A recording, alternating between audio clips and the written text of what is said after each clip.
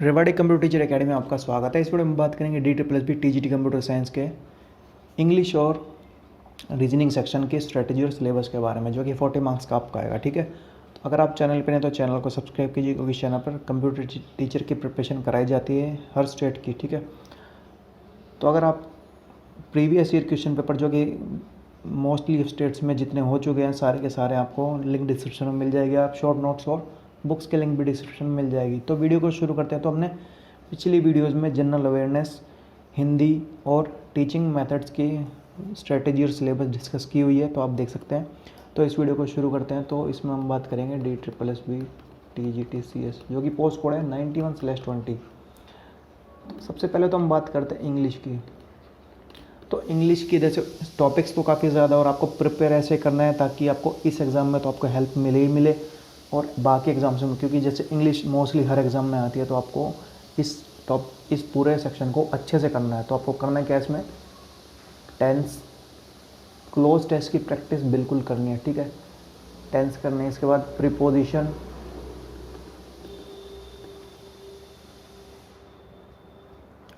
Paragraph, इनकी practice आपको बिल्कुल करनी है। ठीक है, एंटोनियम एंड सिनोनियम। ठीक है, स्पेलिंग टेस्ट,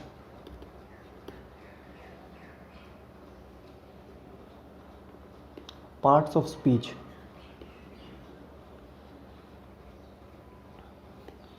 आर्टिकल्स,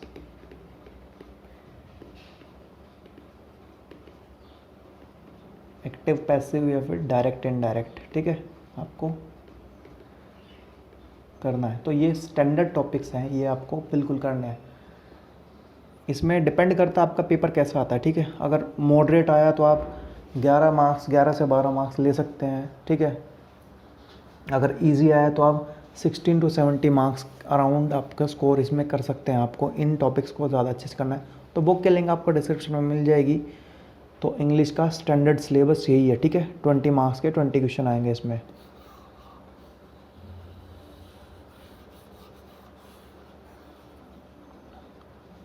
तो हम बात करते हैं इसमें रीजनिंग के। तो रीजनिंग के जैसे आपको कोई बुक लेने की ज़रूरत नहीं है। रीजनिंग के सिर्फ आपको क्या करना, प्रीवियस ईयर क्वेश्चन पेपर की सिर्फ क्वेश्चन प्रैक्टिस करनी है, बुक लेने की ज़रूरत नहीं है।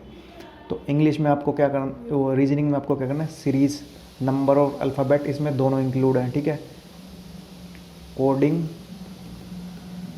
डिकोडिंग। ठीक है, कोडिंग डिकोडिंग करनी है। इसके साथ ही साथ आपको फिगर काउंटिंग करनी है इसमें, क्लॉक। ठीक है, कैलेंडर, सिटिंग अरेंजमेंट,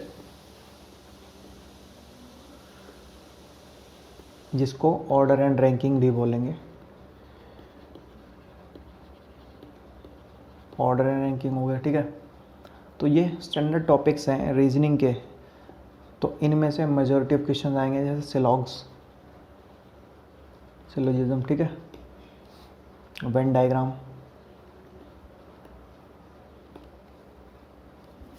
तो रीजनिंग का ये स्टैंडर्ड सिलेबस है।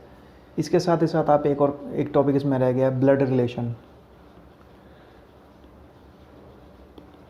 तो इन टॉपिक्स की आप अच्छे से प्रैक्टिस कीजिए। रीजनिंग में आप जैसे 20 मार्क्स का है, तो इतनी मुश्किल रीजनिंग नहीं आती किसी पेपर की, आप आराम से इसको कर सकते हैं। बैंकिंग वाली नहीं आएगी, तो आप आराम से इसमें ईजिली हर बच्चा 15 to 16 मार्क्स तो ईजिली स्कोर कर सकता है, जिसको नॉर्मल रीजनिंग भी आती है।